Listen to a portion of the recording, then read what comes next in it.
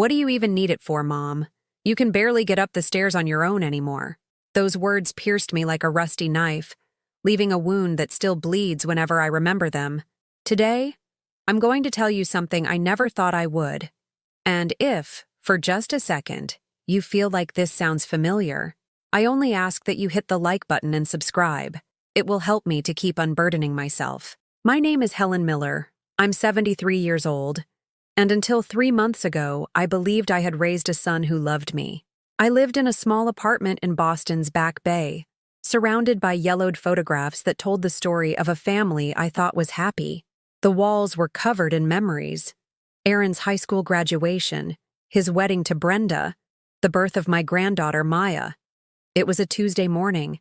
I perfectly remember the smell of coffee filtering in from the kitchen, mixed with the aroma of the toast I religiously prepared every day at 8 o'clock sharp. I was wearing my blue cotton robe, the same one Julian, my late husband, had given me 15 years ago, and my pink fleece slippers that Maya had picked out for me last year for Mother's Day. I was waiting for Aaron's weekly call. Every Tuesday at 9, like a sacred ritual we had maintained for the last 5 years, ever since I was widowed. But that morning, instead of hearing his familiar voice, I received a text that would change my world forever. Mom, I need to see you. Urgent. On my way over, we have to talk. The tone was cold, distant. Nothing like the cheerful, "Morning, Mom. How'd you sleep?" that I used to hear every week. My heart began to pound, and that hollow feeling in my stomach, the same one I felt when the doctor told me Julian wouldn't be leaving the hospital, took hold of me. Aaron arrived an hour later, with Brenda in tow. He was wearing that white dress shirt I had ironed for him for years when he lived with me, but now it looked wrinkled, as if he'd slept in it. His eyes, which used to sparkle when he saw me, were dull, almost irritated. Brenda trailed behind him, wearing that forced smile she had perfected since they got married, staring at her smartphone as if it were more interesting than the conversation we were about to have. "Sit down, Mom," Aaron said, pointing to my own chair in my own kitchen. His voice had an authority I didn't remember ever hearing directed at me. "We need to talk about the house on the Cape, the house on Cape Cod." My heart skipped a beat. That house wasn't just a property. It was where I was born, where my parents had lived until their final days, where Julian and I had spent every summer for 42 years of marriage.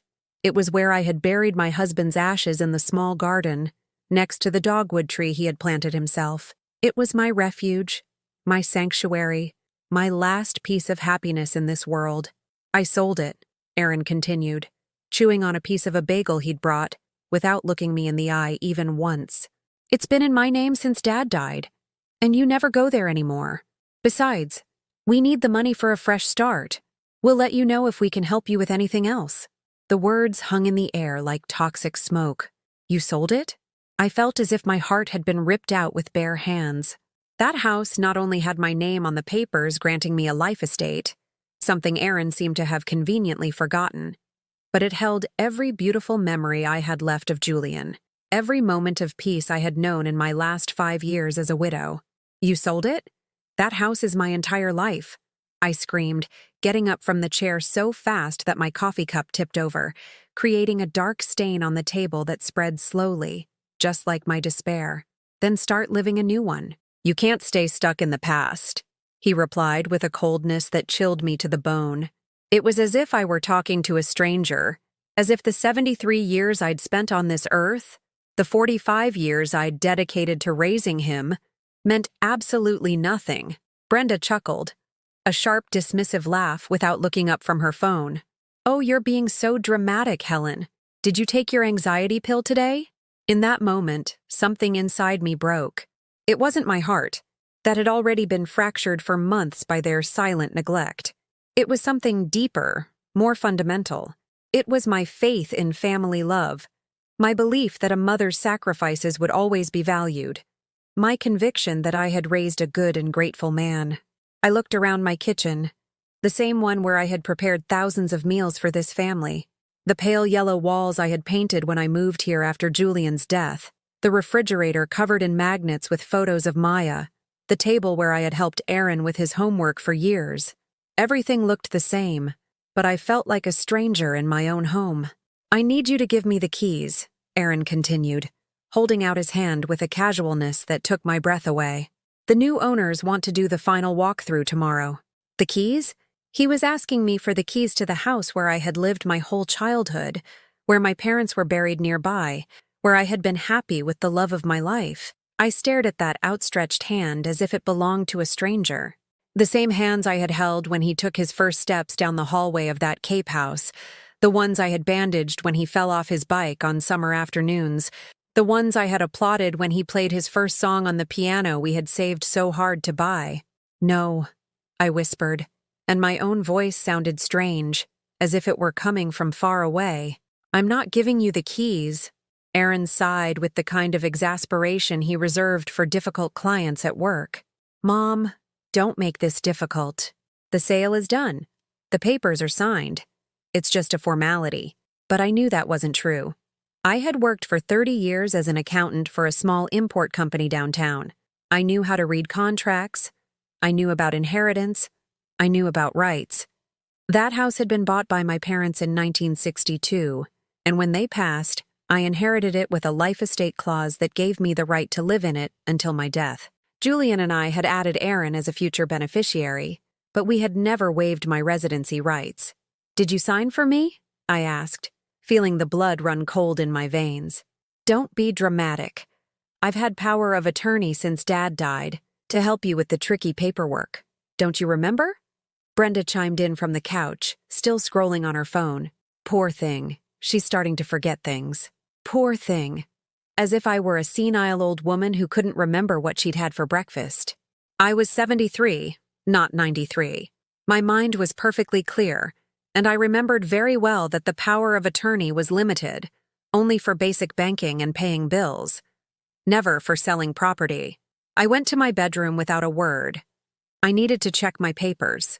In the bottom drawer of my dresser, I kept a blue folder with all my important documents: my parents' will, my marriage certificate to Julian, Aaron's birth certificate, and the deed to the Cape house. When I opened the folder, I realized pages were missing. The original deed wasn't there. Only a blurry photocopy of the first page remained, useless for any legal proceeding. "Where is my deed?" I yelled from the bedroom. "It's at the lawyer's office, where it belongs," Aaron called back. "You can't have important papers like that just lying around. They could get lost." I returned to the kitchen, my legs trembling. "I want to see Maya," I said suddenly. My granddaughter was the only light I had left in this family that had turned into strangers. She was 14, and she had always been my confidant, my little partner in crime for afternoons of cookies and old movies. "Maya's really busy with school," Brenda answered without looking up. "Plus, she has a lot of extracurriculars. She can't come over every time you feel like it. But last Sunday was her birthday. I sent her a text and she never replied." "Oh, Helen, you know how teenagers are. They're in their own world. Don't take it personally. Don't take it personally." As if it wasn't personal that my own granddaughter, whom I had cared for since she was a baby while they worked, suddenly wanted nothing to do with me. As if it wasn't personal that the girl who called me my beautiful grandma now wouldn't answer my calls. "Look, Mom," Aaron said, putting his phone in the back pocket of his jeans. "I know this is hard, but it's for the best." The house was empty most of the year. The maintenance costs were huge, and you can't take care of it like you used to. It was true that I hadn't been in months, but not because I didn't want to, but because every time I asked them to drive me, they had excuses. Aaron worked on weekends. Brenda had plans with her friends. Maya had basketball practice. I hadn't driven since the minor accident I had last year. Nothing serious, just a scrape in a parking lot. And the bus from Boston to the Cape was a long trip that felt eternal at my age. But that house was still my emotional refuge.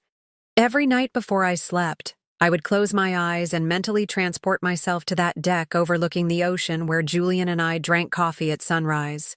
I remembered the sound of the waves, the salty air that drifted through the open windows, the feeling of his hand in mine as we planned our retirement years together. "We need the money from the sale to pay off some debts," Aaron continued, and for the first time in the entire conversation, he seemed slightly uncomfortable, "and to make some changes in our lives. Brenda and I are thinking of moving to a bigger place. Maya needs her space. Debts. What debts? Aaron worked as a supervisor at a telecom company. He earned a decent salary. Brenda worked part-time at a clothing store in the mall. They didn't live in opulence, but they weren't poor either. What kind of debts? I asked. Nothing you need to worry about. Adult stuff, Brenda replied with a condescending smile that made me feel like a scolded child. Adult stuff. As if I hadn't been an adult for longer than she'd been alive. As if I hadn't maintained a home, raised a child, cared for sick parents, and worked for decades to secure my family's future. Look, we have to go, Aaron said, getting up and smoothing his shirt. Think it over, Mom. Don't make this any harder than it has to be. The new owners are good people. They'll take good care of the house. He leaned in to give me a kiss on the cheek. That automatic, cold gesture that had replaced the warm hugs my son used to give me. His cologne, an expensive fragrance he couldn't afford on his salary, filled my nostrils, and for a moment, I felt like I was going to be sick. Brenda said goodbye with a, "Take care, Helen," from the doorway, not even coming close. When they left, I stood in the middle of my kitchen, surrounded by the deepest silence I had experienced in years. Not even the traffic from Commonwealth Avenue seemed to reach my window. It was as if the world had stopped, waiting to see what I would do with this new reality they had just forced upon my life. I poured myself another cup of coffee, though my hands were shaking so much I spilled half of it on the counter. The hot liquid spread into irregular puddles that I had to wipe up with the dish towel Maya had given me last year. It had little sunflowers printed on it, and the words, "World's Best Grandma." At that moment, looking at that coffee-stained towel, I started to cry for the first time since Julian died. I cried for 3 days straight. It wasn't the clean, liberating cry I had shed when Julian passed, but something dirtier, more bitter. It was the cry of someone who discovers they've been living a lie for years, who realizes that the love they believed was unconditional had a price they could no longer afford. On the 4th day, I decided to investigate. I wasn't going to sit around waiting for them to keep tearing pieces of my life away without me even knowing. I put on my best suit, the black one I wore for important occasions, and took the T to the law office on State Street where my documents were supposedly being held. The lawyer, a man in his 50s with glasses that kept slipping down his nose, received me with that professional courtesy that hides impatience. "Mrs. Miller, your son specifically asked us not to provide you with information regarding this transaction. He said you suffer from episodes of confusion and might become unnecessarily upset." Episodes of confusion. I felt as if I'd been slapped. "Sir, I am 73, not 93. My mind is perfectly clear, and that house is mine by right." The lawyer shuffled some papers on his desk, clearly uncomfortable. "According to the documentation we have here, your son holds a broad power of attorney over your assets, effective upon your husband's death. You signed these documents yourself." "That's a lie. I never signed anything that gave him the right to sell my house." But as I spoke, a fuzzy memory began to form in my mind. Months after Julian's funeral, when I was mired in a deep depression, barely eating, barely sleeping, Aaron had come over with a folder full of papers. "It's just bank formalities, Mom, so I can help you with the accounts and bills. You just have to sign here and here." I had signed without reading. I trusted him completely. He was my son, my only immediate family. Why would I ever distrust him? "Could I see those documents?" I asked, my voice trembling. The lawyer hesitated, then opened a file. "I can only show you the pages where your signature appears." When I saw the sheets, my blood ran cold. There it was, my signature. Once, twice, 3 times. Scrawled in a shaky hand, clearly at a moment of extreme fragility. But the clauses were in fine print, full of legal terms I hadn't understood at the time. "Your son acted within his legal rights," the lawyer continued. "Though I understand this must be difficult for you." I left that office feeling like a fool. An old fool who had given away her legacy without even realizing it. I walked aimlessly through the streets of Boston, watching people rush past without a glance, as if I were invisible. Just another old woman in a city full of forgotten old people. When I got home, there was an envelope under my door. I immediately recognized Maya's handwriting. My heart leaped with hope. Maybe my granddaughter had found a way to contact me behind her parents' backs. But when I opened the letter, what I read shattered me completely. Grandma, Dad told me you're really sick in the head and that you sometimes say things that aren't true.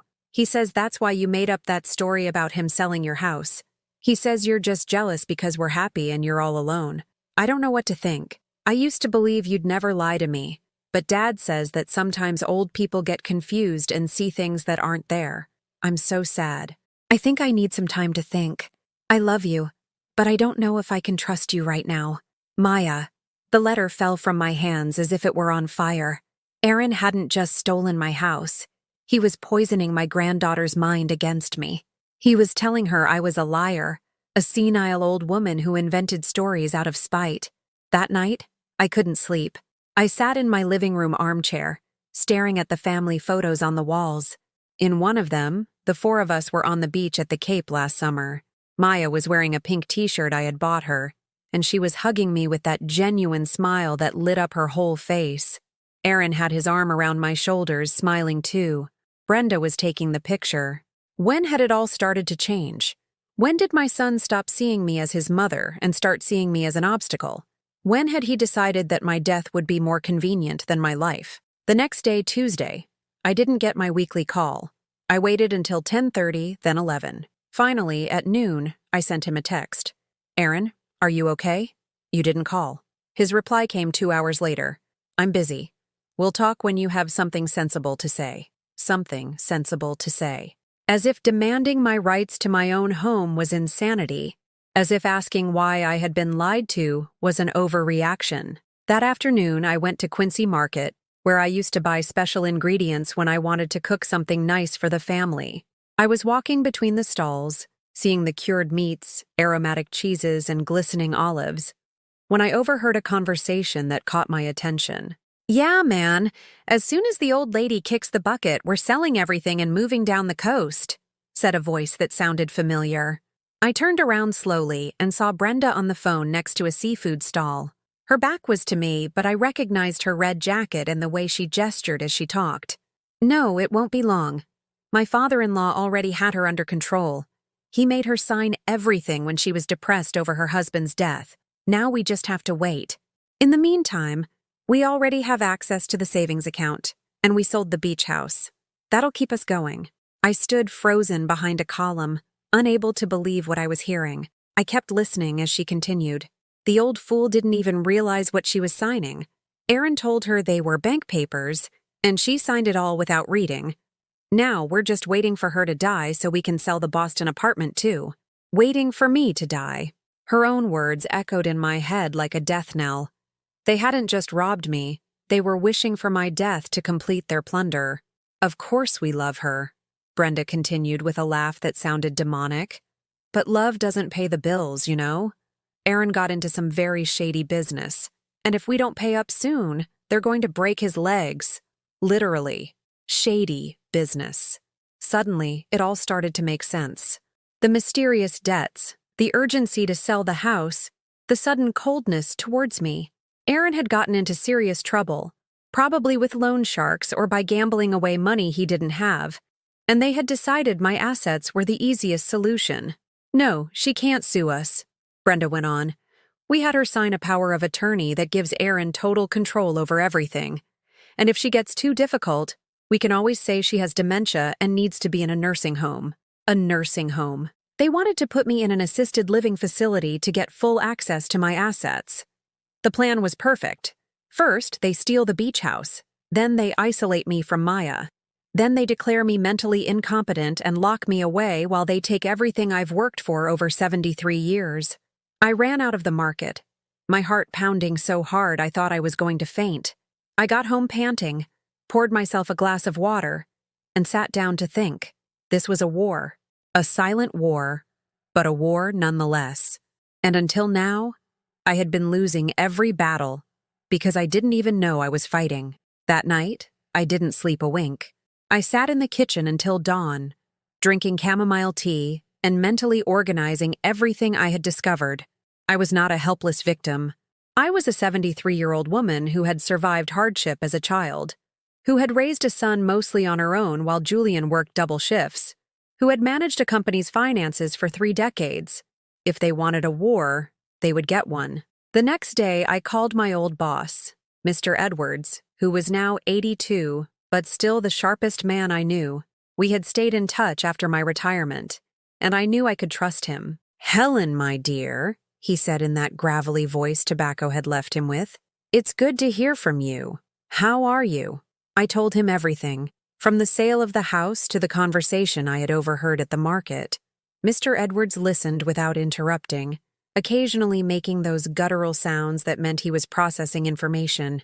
"Those bastards," he muttered when I finished. "Pardon my French, Helen, but it just makes my blood boil. You know what? I have a friend who's a lawyer. Name is Benjamin Carter, retired recently but still takes on a few special cases. Justice cases, he calls them. I'll give you his number." Benjamin Carter turned out to be an elegant man in his 70s, with a full head of white hair and piercing blue eyes that conveyed a fierce intelligence. We met in his office on State Street, a study filled with law books and photographs from a life dedicated to defending the underdog. "Mrs. Miller," he said after reviewing the documents I had managed to gather, "your case is complex, but not impossible. The power of attorney you signed was indeed very broad, but there are several elements we can challenge." He leaned back in his leather chair and steepled his fingers. "First, you signed these documents in a state of extreme emotional vulnerability, shortly after being widowed. Second, you received no independent legal counsel. Third, and this is the most important part, the Cape Cod house has a life estate clause that your son could not legally ignore." My heart began to beat faster. Does that mean the sale isn't valid? It means your son committed fraud. He sold a property over which you held inalienable rights. We can contest the sale, freeze the bank accounts where the money is, and possibly recover the house. For the first time in weeks, I felt something like hope.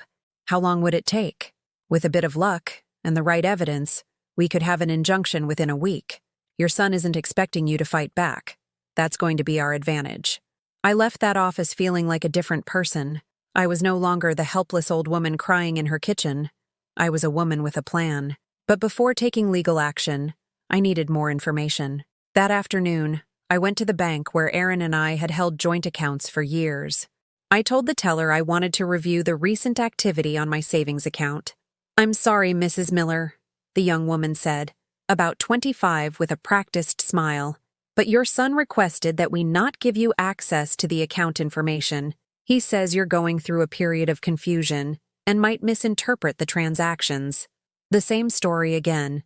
Confusion, dementia, misinterpretation. They were building a record of mental incapacity to justify their actions.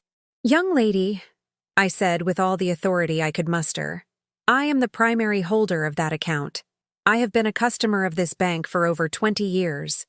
I want to see my bank statements, and I want them now." The teller got flustered and called her supervisor. A middle-aged man came over and repeated the same line.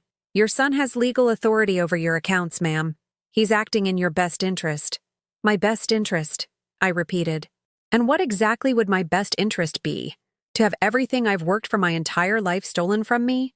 The supervisor grew uncomfortable. "Ma'am, please don't raise your voice. We'll have to ask you to leave if you continue to be disruptive." I left the bank humiliated, but not defeated. I had to find another way to get that information. That night, I called Maya. I knew it was risky, but I had to try to salvage my relationship with my granddaughter before it was too late. The phone rang 5 times before she answered. "Hello?" Her voice sounded distant, cold. "Maya, honey, it's Grandma." There was a long silence. Then, "Hi, Grandma. Dad told me you might call. He said if you told me weird things about him, I should hang up right away." It hurt to hear that, but I kept my voice calm. "Maya, can I ask you something? Did you really write that letter I received?" Another silence. "What letter?" "The letter where you told me that Dad had said I was sick in the head." "Grandma, I didn't write any letter. I don't know what you're talking about." My world tilted. They had forged my granddaughter's handwriting. They had invented that cruel letter to hurt me, to make me feel I had lost Maya's love too. "Honey," I said, my voice trembling, "have you been okay? Have they told you why I haven't come to see you? Dad says you're very busy with old people stuff. and that you've been getting really confused lately. And it's better if we don't see each other until you're better. Maya, listen to me carefully. I'm not confused. I'm not sick. Your dad sold my house on the Cape without telling me. And they're trying to make it look like I'm crazy so they can take all my money. Grandma, please don't say that. Dad told me you might say things like this. He says when old people feel lonely, sometimes they invent problems where there aren't any. They had completely brainwashed her. My own granddaughter, the girl I had raised like a daughter, now doubted my sanity because her father had poisoned her mind. Maya, do you remember when you were little and you'd come with me to the house on the Cape? Do you remember the dogwood tree where we buried Grandpa Julian's ashes? Yeah, of course I remember. Do you remember you promised me you would always take care of that house with me when you were older? Her voice broke a little. Yes, but… Grandma, things change. People grow up. Honey, your dad sold that house. He sold the place where your grandfather's ashes are. He sold our memories. There was a very long silence. Then, in a very quiet voice, "Is that true, Grandma?" "It's true, my love. And if I don't do something soon, they're going to sell this apartment too and put me in a nursing home to take everything." I heard voices in the background. Brenda yelling, "Who are you talking to, Maya?" "I have to go, Grandma," Maya whispered. But I believe you. And I love you." The line went dead. I stood there with the phone in my hand, feeling a mix of pain and hope. I had managed to plant a seed of doubt in Maya's mind. Maybe not all was lost. The next day, Benjamin called with news. "Helen, I have some interesting information. I've been looking into your son, and it turns out he has some very serious debts with some unsavory lenders. He's also been gambling on online casinos. The debts amount to over $150,000. $150,000. A fortune. No wonder they had decided to plunder my estate to save their own skins. Furthermore," Benjamin continued, "I've gotten a judge I know to review the case on an emergency basis. We can file a lawsuit tomorrow morning. What if they find out we're investigating? They won't know until it's too late. In the meantime, I recommend you act normally. Don't let them suspect you're up to something." That night, I ate dinner with more appetite than I'd had in weeks. For the first time since this nightmare began, I felt I had some control over my own destiny. The following Tuesday, for the first time in months, I was the one who didn't answer Aaron's call.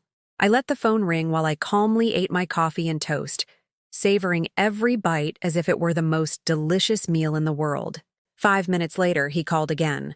I didn't answer that time either.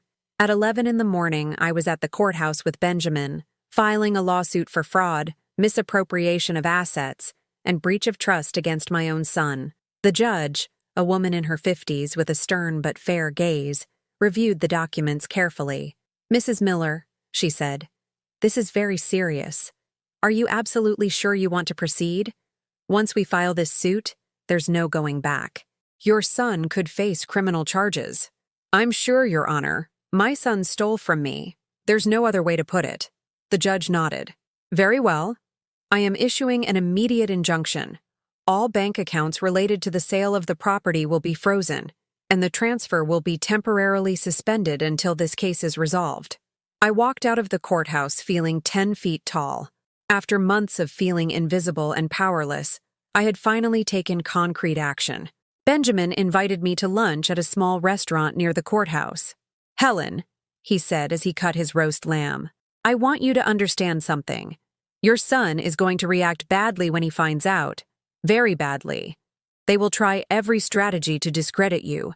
They will say you're crazy, that I manipulated you, that this is all a revenge plot by a bitter old woman. I know, but I don't care what they say anymore. They will also try to contact you. They'll cry, they'll beg, they'll promise to give it all back. Don't be fooled. People who are capable of stealing from their own mother are capable of anything." He was right. That very afternoon, as I was returning from grocery shopping, I found Aaron waiting for me at the entrance to my building. He was pale, with deep dark circles under his eyes, and for the first time in months, he looked genuinely distraught. "Mom, we have to talk," he said, his voice trembling. "What did you do?" "Good afternoon, Aaron. How are you?" I replied with a calm I didn't know I possessed, walking up the steps without rushing. "Don't give me that crap. The bank just called me. All our accounts are frozen. Did you do this? I took back what's mine, I said, opening the door to my apartment. Do you want to come in? Or would you rather keep shouting in the hallway for all the neighbors to hear? He stormed in after me like an enraged bull. Mom, this is insane. You could ruin us. I have some very dangerous people waiting for that money. That's not my problem, Aaron. It's yours. He collapsed onto the sofa, his head in his hands. For a moment, I saw again the scared little boy he used to be when he had nightmares and would come running to my bed. But he wasn't my little boy anymore. He was a 45-year-old man who had decided to rob his own mother to pay off his gambling debts. Mom, please. His voice broke. You don't know what you're doing. If I don't pay this week, they're going to come after us. They'll hurt Brenda. They'll hurt Maya. There it was. The Maya card. He always used it when he needed to manipulate me. Where is Maya now? I asked. At a friend's house. I sent her there for her safety. Safety from what, Aaron? From the loan sharks you owe money to? From the bets you've been making for years? He froze. How do you know about that? I know a lot of things. I know you're $150,000 in debt. I know you've been betting on online casinos. I know you need money urgently so they don't break your legs. And I know you decided that my assets were the easiest solution. Aaron looked at me as if he were truly seeing me for the first time. Mom, I never wanted it to come to this. But it did. And it was because of choices you made, not me. He stood up and began pacing like a caged animal. You have to drop the lawsuit. You have to unfreeze the accounts. I'm begging you. No, please. I'm your son. My son died the day he decided to rob me and lie to my granddaughter about me. Aaron stopped dead in his tracks. His eyes filled with tears, but they were no longer tears that moved me. They were the tears of a con man who had been caught. Mom, if you don't help me, I'm going to lose everything. My house, my family, maybe even my life. You already lost your family when you lost me, I said, walking towards the door. And as for your life, maybe it's time you learned to value it by making better decisions. As I opened the door for him to leave, he stopped on the threshold. This isn't over. I'm going to prove you're not in your right mind. I'll get you declared incompetent. Try it, I replied. But now I have a very good lawyer, and he knows exactly what your intentions are. He left, slamming the door so hard the whole wall shook. That night, I called Maya at her friend's house. I knew it was risky, but I needed to make sure she was okay. Grandma, she said, as soon as she heard my voice, Dad is acting really weird. He says you're sick and you're going to get us in trouble with bad people. Honey, where are you exactly? At my friend Lucy's house. Dad told me to stay here for a few days, that it was safer. Did he tell you why? There was a pause. He says you did something bad with the bank, and now they don't have money to pay some debts. He says the people who lent them the money are very angry. My heart broke. He was blaming me for his problems with the loan sharks. He was using his own daughter as an emotional shield. Maya, listen to me carefully. Your dad stole money from me, a lot of money. Now the banks have frozen that money until a judge decides who it really belongs to. That's what's happening. Dad stole from you? Yes, my love. He sold my house without permission and took all the money. And when I found out and went to claim it, he told everyone I'm crazy.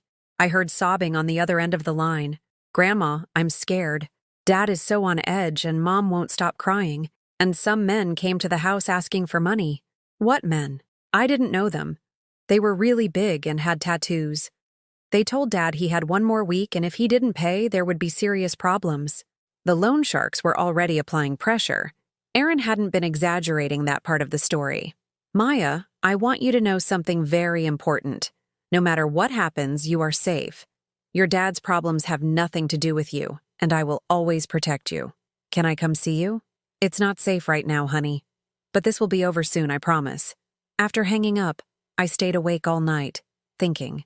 Aaron had endangered not only his own life, but also his wife's and his daughter's. And instead of seeking help or admitting his mistakes, he had decided to drag me into his mess. But I was no longer the helpless old woman I had been 3 weeks ago. I was a woman with resources, with allies, and with an iron-willed determination to never let myself be trampled on again. The next day, Benjamin called with more news. Helen, your son has hired a lawyer, an expensive guy who specializes in tough cases. They're going to argue that you suffer from dementia and that selling the house was a medically necessary decision for your own good. Can they do that? They can try, but I have a surprise for them. I've gotten testimonies from 3 people who worked with you and can vouch for your mental clarity. Also, I have recordings of the conversations you overheard at the market. Recordings? My private investigator has been following your daughter-in-law for days. Turns out she's very indiscreet on the phone. We have evidence that they knew exactly what they were doing. For the first time in this whole nightmare, I actually smiled. The war had officially begun, and I was winning. Over the next few days, Aaron tried all sorts of desperate tactics. First came the calls at all hours, then the pleading text messages, then the veiled threats about my deteriorating mental state. On Friday morning, as I was peacefully drinking my coffee and reading the paper, my doorbell rang. When I opened it, I found Brenda on the landing, her eyes swollen from crying, and an expression that was meant to be pleading but couldn't hide the rage she felt. "Helen, please, we have to talk," she said in a broken voice. "This is getting out of control." I let her in, curious to see what new performance she had prepared. She perched on the edge of the sofa, wringing a tissue in her hands like a soap opera actress playing the part of the repentant daughter-in-law. "Helen, I know we made mistakes," she began, looking at me with eyes now feigning innocence. "But you have to understand that Aaron is desperate. Those people he owes, they're not normal people. They're criminals. And that justifies stealing my house? It wasn't a theft. It was a difficult family decision. Aaron thought it was for the best." "For the best?" I repeated. "Even for me, left with no home and no memories." Brenda burst into theatrical sobs she had perfected over the years. "Helen, please, we're family. Maya needs her father. You can't send your granddaughter's father to prison." There it was again. Maya as a weapon of emotional manipulation. "Where is Maya now?" I asked. "Still at her friend's. She can't come home because men are watching our building. Men waiting for their money. The money you stole from the sale of my house. It's not your house. Legally, it's been Aaron's since Julian died." There, the truth slipped out. The whole repentant act collapsed in a second, revealing the real Brenda, a woman who thought my house belonged to her by right. "Legally," I said calmly, "I have a life estate on that property. Aaron had no right to sell it without my consent, but I suppose that didn't matter when you needed fast cash." She shot to her feet, all pretense of humility gone. "You know what? You're right. We didn't care. Because that house was going to waste with you. Years of it just sitting there, deteriorating, while we were killing ourselves working to pay our debts." "Debts from what? The online casinos where Aaron was gambling away money he didn't have?" Her face turned red. "How do you know about that?" "I know a lot of things, Brenda. I know you've been planning this for years. I know you had me sign papers when I was depressed over Julian's death. I know you forged Maya's handwriting to write me that cruel letter. And I know you've been telling everyone I'm crazy to justify your theft." Brenda was stunned. "No one's going to believe you. You're just a bitter old woman who can't stand to see her family happy." "Happy? With loan sharks chasing you and your bank accounts frozen? That's not my definition of happiness." She headed for the door, but before leaving, she turned with a venomous smile. "You're enjoying this, aren't you? Watching us suffer. You were always selfish. That's why Julian worked so much, so he wouldn't have to be home with you." That arrow was aimed at my heart, but it no longer had the power to wound me. Julian worked so much to give all of us a better future, a future you two have destroyed with your greed. When she left, I sat in my favorite armchair and took a deep breath. For the first time in months, I felt completely at peace with myself. I no longer had any doubt I was doing the right thing. On Monday, Benjamin called me to his office with important news. "Helen, I have good news and bad news. Which do you want first?" "The bad. Your son has filed a countersuit. He's alleging you suffer from progressive dementia and that he acted as a responsible legal guardian to protect your interests. He has a psychiatrist who is willing to testify that you show signs of mental decline. A psychiatrist who's never even examined me?" "Exactly. And that will be our defense. But there's more. They're also alleging that I manipulated you by taking advantage of your vulnerable state, and that this lawsuit is the result of my malicious influence. I laughed. And the good news? The good news is your son is an idiot. His lawyer made a critical mistake. He submitted as evidence the very same phone conversations my investigator recorded. Without realizing it, they're admitting they knew exactly what they were doing when they sold the house. Does that mean we're going to win? It means we're going to destroy them. But there's something else you need to know. Your son's lenders aren't going to wait for a trial to end. They're putting on a lot of pressure. It's possible they might try to get to you to recover their money. What do you recommend? That you go stay with a relative or a friend for a few days, until we can resolve this definitively. That night, as I was packing a small bag, I got a call from Maya. Her voice sounded different, more mature, as if she had aged years in just a few weeks. "Grandma, I need to see you. Honey, it's not safe right now. Your dad. I snuck out of Lucy's house. I'm on the T, heading to your place. I have things to tell you." My heart raced. "Maya, it's dangerous. Your father is very agitated and—" "Grandma, listen to me. I found some papers in Dad's office. Papers about the Cape House. And I overheard a conversation he had with Mom last night." "What kind of conversation?" "They're planning to have you committed to a psychiatric hospital. They said it's the only way to get control of your money back and stop the lawsuit." My blood ran cold. An involuntary psychiatric commitment was exactly the kind of desperate move I would expect from Aaron at this point. "Maya, go directly to the District A1 police station. Ask for Detective Garcia. Tell him you're my granddaughter and you have important information about a family fraud case." "Can't I come to your house?" "No, honey. They might be watching it. Go to the police, and I'll meet you there." I hung up and immediately called Benjamin. "We have a problem. They're going to try to have me committed." "How do you know?" "My granddaughter overheard them. She's on her way to the police station with evidence." "Perfect. This will be the final mistake we needed. Fraudulent commitment is a felony. They're going to end up in prison." I didn't go back to my apartment that night. I stayed in a small hotel near the police station, waiting for Dawn to meet Maya and end this nightmare once and for all. The final showdown had arrived, and I was ready. Tuesday's dawn broke with a clarity I hadn't felt in months. I woke up in that small hotel room near the police station with a strange feeling. For the first time in a long time, I had slept soundly. No nightmares, no jolts of anxiety, none of the constant anguish that had been my companion since I discovered Aaron's betrayal. At 8 o'clock sharp, I was at the station. Maya was waiting for me on a bench in the lobby, a folder of documents in her hands, and an expression of determination that was a painful reminder of Julian when he had to make tough decisions. "Grandma," she said, standing up to hug me, "I have everything you need."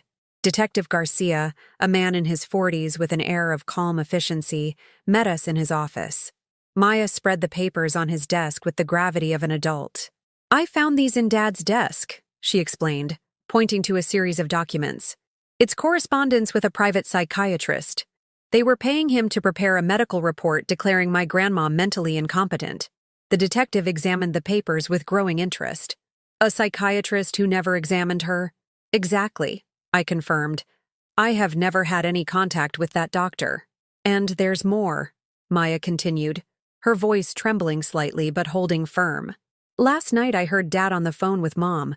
They said they were going to have Grandma committed to a psychiatric hospital this week, that it was the only way to stop the lawsuit and get the money back." Detective Garcia took meticulous notes. "Miss, would you be willing to give an official statement about everything you're telling me?" "Yes," Maya replied without hesitation. "My grandma isn't crazy. My dad is stealing from her and I'm not going to let them hurt her." At that moment, my phone rang. It was Benjamin. "Helen, where are you? You need to come to the courthouse immediately. Your son just filed an emergency order for psychiatric commitment. He claims you're a danger to yourself and others." "I'm at the police station with Maya. We have proof that the commitment is fraudulent." "Perfect. Bring everything to the courthouse. We're going to end this once and for all." An hour later, we were in the courtroom. It was the first time I had seen Aaron in days, and I was struck by his appearance. He had lost weight, had deep circles under his eyes, and his hands were visibly shaking. Brenda sat next to him, but she avoided looking at me entirely. The judge, the same stern woman who had issued the injunction, reviewed all the documents with an increasingly grim expression. Mr. Miller, she said to Aaron, are you aware that fraudulently attempting to commit an elderly person is a serious crime? Aaron's lawyer grew nervous. Your Honor, my client acted in good faith, concerned about his mother's mental deterioration. Mental deterioration diagnosed by a psychiatrist who never examined the patient and who received advance payments to issue a specific report? The judge asked, holding up one of the documents Maya had found. Aaron turned white as a sheet. I don't know what you're talking about. I'm talking about this, the judge said, displaying the evidence. Wire transfers to a private psychiatrist for remote evaluation services. Emails requesting a finding of mental incompetence without a prior examination. All signed with your name, Mr. Miller. Benjamin stood up. Your Honor, I request that the petition for commitment be dismissed with prejudice, and that proceedings be brought immediately against the defendants for fraudulent commitment. Granted, the judge said without hesitation. Furthermore, given the demonstrated pattern of fraudulent behavior, I am issuing an immediate arrest warrant for Mr. Aaron Miller for the crimes of misappropriation of assets, forgery, and attempted fraudulent commitment. The world stood still for a moment. 2 court officers approached Aaron, who rose slowly, his hands trembling. Mom, he said in a broken voice as they cuffed him, please, don't let them take me. I'm your son. For the first time in months, I looked him directly in the eye. My son died the day he decided to betray me. I don't know who you are. Brenda burst into dramatic tears, but no one in the room seemed impressed by her performance. She was also arrested as an accomplice. As they were led away, Maya hugged me tightly. Grandma, did I do the right thing? You did what you had to do, my love. You stood up for the truth and for justice. That afternoon, for the first time in months, I returned to my home, but it felt different now. It wasn't the sad refuge of an abandoned old woman, but the home of a woman who had fought for her rights and won. Benjamin came by to go over the next legal steps. Helen, the house on the Cape will be returned to your name. The new buyers will be compensated by the bank, and all the money from the sale will be put back into your account. And Aaron's debts with the loan sharks? That's his problem, not yours. You have no legal responsibility for the debts he incurred. That night, as I prepared a simple but tasty dinner, something I hadn't done with any pleasure in months, I received a call I wasn't expecting. Mrs. Miller, this is Clara, the director of the St. Raphael's Senior Living Facility. I understand your son had begun the process of admitting you to our institution. That's right. But that process was fraudulent. I'm so glad to hear that, because during the preliminary interview, your son told me things about you that didn't at all match the lucid and determined woman I'm speaking with on the phone. I laughed for the first time in a long time. Thank you for confirming I'm not crazy. Mrs. Miller, if I may say so, I've seen many cases of elder abuse. What you did took extraordinary courage. You should be very proud. After hanging up, I poured myself a glass of red wine, something I hadn't done since before Julian died, and stepped out onto my apartment's small balcony. Boston spread out before me with its nighttime lights, and for the first time in years, the city didn't seem hostile, but full of possibilities. The next day, Maya came to visit. Together, we brought over everything she would need to stay with me for the next few weeks while her family situation was sorted out. Grandma, she said as we arranged her clothes in the guest room closet, do you think Dad will ever realize what he did? I don't know, my love, but it's not my responsibility to help him realize it anymore. My responsibility now is to take care of myself and the people who truly love me. Like me, like you. That night, while Maya slept in the room next door, I lay awake feeling completely new. I was not the same woman I had been 3 months ago. That woman had been a victim of circumstance, an elderly woman who accepted mistreatment because she thought it was the price of being loved. This new woman was someone who had learned that real love never requires you to sacrifice your dignity, your legacy, or your sanity. She was someone who had discovered that at 73, she could still stand up for herself, fight, and win. She was someone who had been reborn. 6 months later, I'm sitting on the deck of my house on Cape Cod, watching the sunset paint the Atlantic Ocean orange. The waves break gently against the shore, creating that eternal symphony Julian loved so much. The dogwood tree he planted is still blooming, stronger than ever, as if it has absorbed all the peace that now fills this place. Maya is beside me, reading a book for school while sipping the fresh orange juice we squeezed this morning. She came to live with me permanently after social services determined it was in her best interest, considering her parents' circumstances. "Grandma," she says without looking up from her book, "do you regret reporting Dad?" It's a question she has asked me several times over these months, and my answer is always the same. No, my love. I regret that it took me so long to do it. Aaron is currently serving a 2-year sentence for misappropriation and fraud. Brenda was sentenced to 1 year of probation and community service. They both lost custody of Maya, who is now officially under my legal guardianship. The money from the fraudulent sale was fully restored, plus interest and punitive damages. With that amount, I not only got my Cape House back, but I was able to renovate it completely. It now has an access ramp, ADA-compliant bathrooms, and a small chairlift that lets me get to the second floor without difficulty. Ironically, the stairs Aaron used as an excuse to rob me are no longer a problem. The house is full of life again. Maya invites her friends over sometimes, and the sound of young laughter once again echoes through these hallways that had been silent for so long. We've turned one of the rooms into a study for her to do her homework, and another into a studio for my new hobbies. Because yes, at 74 I've discovered I have hobbies. I paint watercolors of the seascapes I see from my window. I've learned to use a tablet to stay connected with the world. I've even started writing my memoirs, thinking that maybe my story can help other women who are going through similar situations. My relationship with Maya has become deeper and more honest than it ever was when we were just grandmother and granddaughter. Now we are life partners, accomplices, a family chosen rather than imposed. She helps me with modern technology. I teach her how to cook my mother's traditional recipes. She tells me about her teenage problems. I give her advice born from 7 decades of lived experience. "Have you heard anything from Mom?" she asks sometimes. "No, and that's okay," I reply. Some wounds need time to heal, and some people need to hit rock bottom before they can reflect on their mistakes. Brenda wrote me a letter 3 months ago.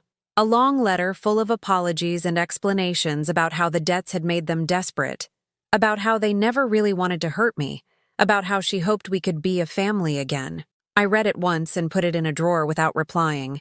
Not out of spite, but because I understood that my peace of mind was more valuable than any forced reconciliation. Aaron hasn't tried to contact me once. According to his lawyer, he is working in the prison library and attending therapy for his gambling addiction. I'm glad to know he's getting help, but I no longer feel the responsibility to rescue him from the consequences of his decisions. The woman I was a year ago would have been up every night crying about her son being in prison, feeling guilty, wondering what she had done wrong as a mother. The woman I am now understands that every person is responsible for their own choices, and that love does not mean accepting abuse. I've made new friends here on the Cape. Carol, my 80-year-old neighbor who has more energy than many 50-year-olds. Pete, the owner of the local market who always has a smile and a joke ready. Liz, a woman my age who is also widowed and who comes over for tea with me on Thursday afternoons. Helen, Liz told me last week as we watched the gulls fly over the beach. "You are proof that it's never too late to start over." And it's true. I have started over at 74. I've learned that old age is not synonymous with vulnerability, that loneliness doesn't justify accepting mistreatment, that real family are the people who love you unconditionally and respect you as a human being. This morning, I received a call from a journalist in Boston who wanted to interview me for an article on the financial abuse of seniors. Apparently, my case has become well known in legal circles as an example of how victims can successfully fight back.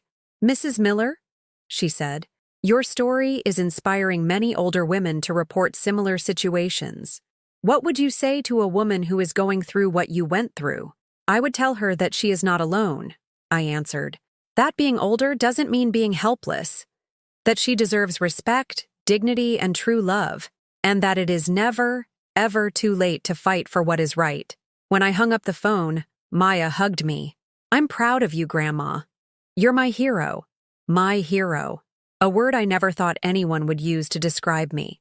For most of my life, I was simply Helen, Julian's wife, Aaron's mother, the responsible employee, the loving grandmother, roles defined by my relationship to others, never by my own identity. Now, I am Helen Miller, a woman who stood up for herself, who fought for her rights, who chose her own happiness over family convenience, a woman who learned that self-love isn't selfishness, but survival.